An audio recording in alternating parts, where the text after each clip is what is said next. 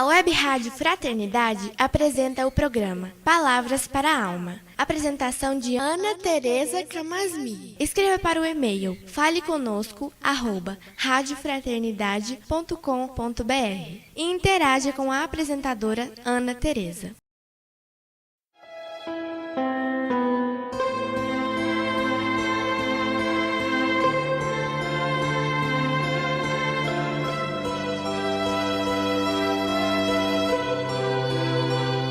Olá, amigos da Web Rádio Fraternidade, aqui é Ana Tereza Camasmi falando.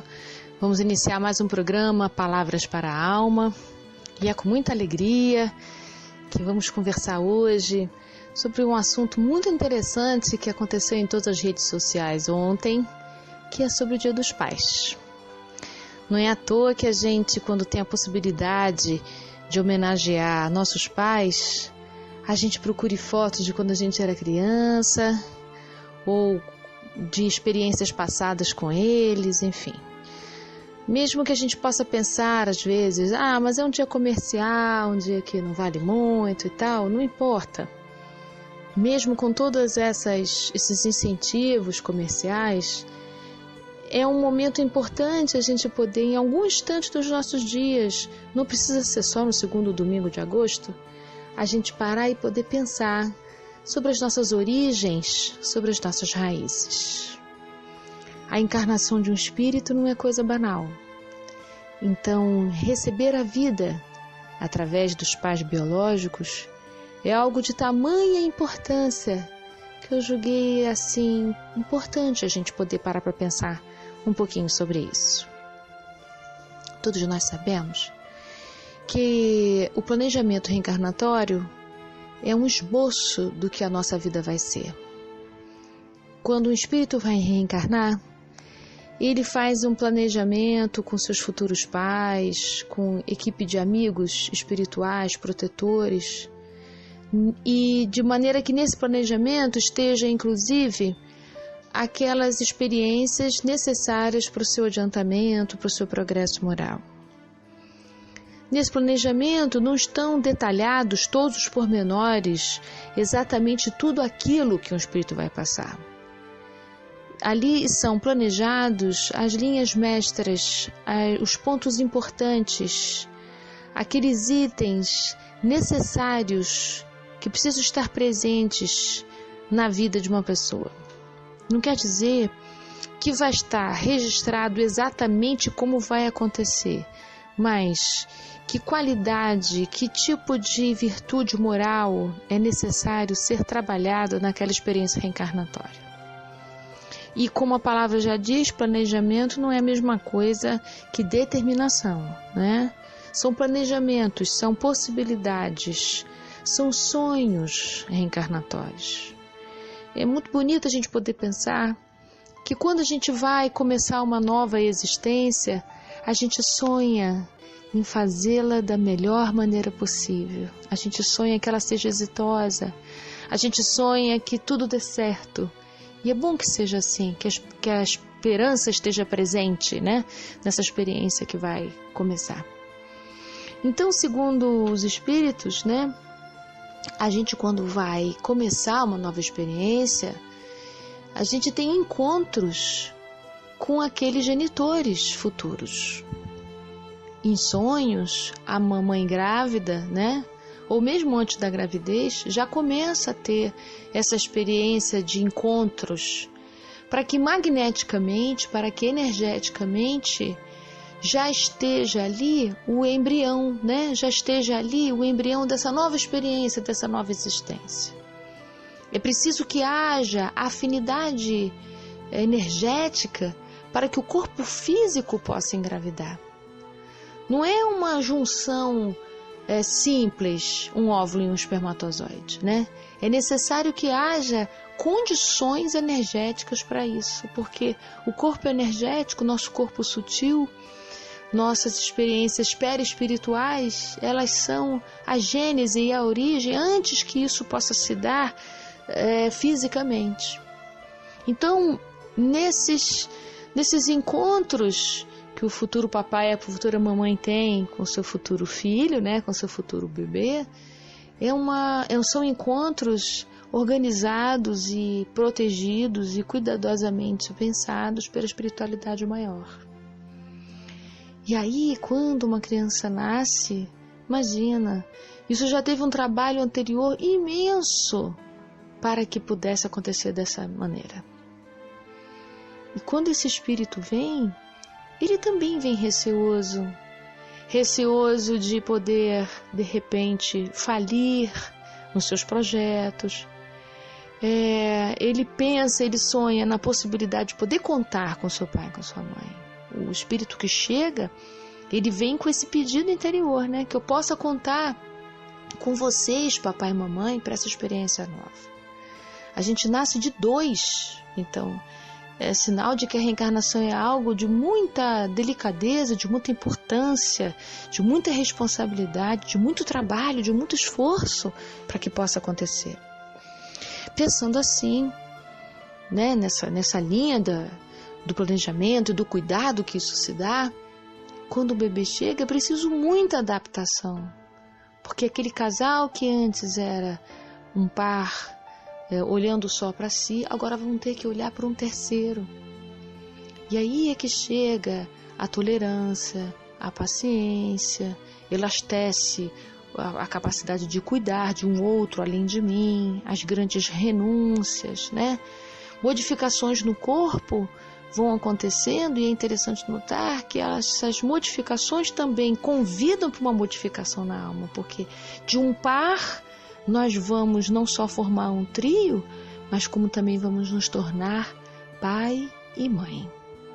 É uma duplicidade de papel. Então, homem e mulher vão se tornar pai e mãe. Isso é uma experiência de muita transformação psíquica, né? Além das transformações físicas e naturais e concretas. Esse mesmo processo também se dá quando são pais adotivos, não importa se são 2 homens, 2 mulheres ou um par como homem e mulher. É a mesma coisa. Uma duplicidade de papel vai tendo que ser construída e tecida lentamente, né? Cuidadosamente. E esse espírito que chega, que requer, que pede, que solicita, mesmo sem falar, a atenção e o cuidado, aquele amor constante, convida muitas transformações. E é assim que o papel da mãe, tão fácil da gente ver, porque ela gesta, ela amamenta, ela troca fralda, ela cuida, enfim, ali junto também está sendo tecido o lugar do pai. E é sobre esse lugar do pai que eu quero aqui falar um pouquinho, por causa do Dia dos Pais ontem, né? De poder pensar, esse homem que fica ali do lado, constante, no cuidado, amparando, sustentando, que não é tão visível quanto a mãe, mas é tão importante quanto, vai ficando registrado na memória daquele bebê, daquela criança e do futuro adulto que ali aparece. E a gente vai registrando na pele o contato do calor do pai. Vai registrando a voz do pai. Vai registrando a pressão das mãos do pai, que é diferente da pressão das mãos da mãe. E um bebê vai registrando tudo isso nas camadas sutis da pele, nas camadas sutis do espírito. Aquela voz que é diferente da voz suave da mãe. Uma voz com uma entonação mais grave. E o pai, esse que sustenta, que é um amparo, que cuida, que está ali do lado, vai ensinando para o filho que é preciso ir para o mundo. Se por um lado a gente tem a mãe que acolhe, que dá o colinho, a gente vai aprendendo com o pai a outra coisa, que é caminhar, que é ir para o mundo, que é ir para fora. E a liberdade que a gente vai exercendo e aprendendo entre o acolhimento, que é o movimento para dentro, e a expansão, que é esse movimento para fora, para o mundo. Então a gente vai ganhando esses 2 registros de encolhimento e de expansão, de cuidado e de experimentação, de risco. É com o pai que a gente vai entendendo o vai, e é com a mãe que a gente aprende o vem. Nesse vai e vem é que vai se dando o crescimento e o amadurecimento do espírito. É com o pai que a gente aprende a ação. E é com a mãe que a gente vai aprendendo o recolhimento, a reflexão. Mas é importante, já que a gente está falando aqui do pai, que a gente entenda que, mesmo que haja muitas mães no mundo, mesmo que haja muitas mães guerreiras, muitas mães que sustentam seus lares sozinhas e tudo isso, não há como retirar o pai da experiência do filho. Mesmo que ele tenha desencarnado quando o filho nasceu ou antes dele nascer, não importa. Ali eu tenho a presença minimamente do DNA do papai que corre nas minhas veias, né? Então, pai, todo mundo tem. Se você nasceu, tem pai, mesmo que você não tenha conhecido. E essa força está em você. E conectar essa força no interior do nosso coração é fundamental para que a nossa vida possa fluir. Se há circunstâncias na sua vida que estão bloqueadas, que estão impedidas, é importante você pensar como é que anda a minha relação com o pai, né? Esse pai tão querido, tão amado, tão desejado, tão necessário que todos os nossos pais são. Então é por isso que nesse momento eu vou pedir para você fechar os olhos e imaginar seu papai na sua frente. Respira, deixa-se encharcar por essa presença paterna. Respira e diga mentalmente para ele, porque onde ele estiver, ele vai receber. Muito obrigado, papai. Através de você eu recebi a vida que eu tenho. Muita gratidão. Assim como Jesus tem gratidão, com certeza, pela oportunidade que José lhe deu de ser filho do carpinteiro.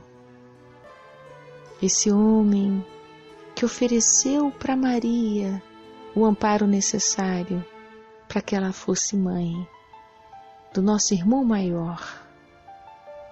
Muito obrigado.